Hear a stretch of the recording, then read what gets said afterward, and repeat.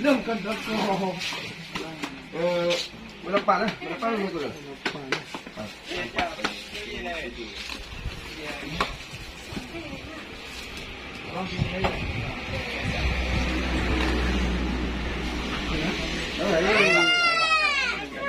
Tujuh.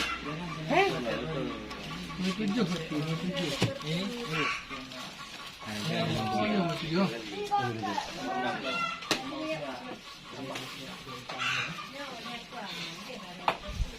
Kenapa enggak ngaji? Mana aku dah?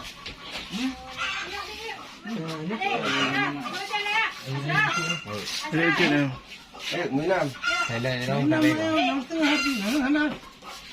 Minam dia apa?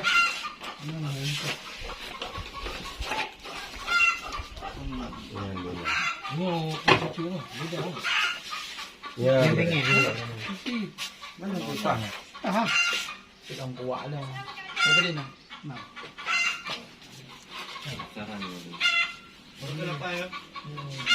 Pergi lapan ni kau. Itu ke lapan tu. Ini kampung dia apa? Jalan ni kau buat. Macam matang punya lepas ni. Lapan. Karena letak yang kalau tertunaikan kumang ni. Sudah ada mama ikut tu.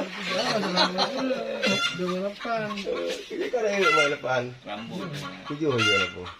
Nombor 5. Nyo hendak murid lain. Mati dalam ni.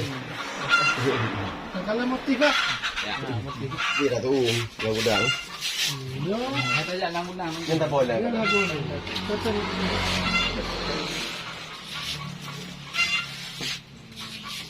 Wadah dan lancak je bentuk kau hati. 1 2 3. Bismillahirrahmanirrahim. Assalamualaikum warahmatullahi wabarakatuh. Alhamdulillah. Sudah sangat lama saya ingin ke sini. Sudah dari tahun 2018, ya? Ya. Nah, ini saya di mana? Di Tepin Punti produksi peci Tungku Asli. Nah, di daerah Tepin Punti Aceh Utara, Kecamatan Samtalira, Arun, Desa Tepin Punti, produk peci Tungku Asli. Ini gudangnya ini. Ini gudang, coba kita lihat macam-macam dari sini. Saya langsung ke sini.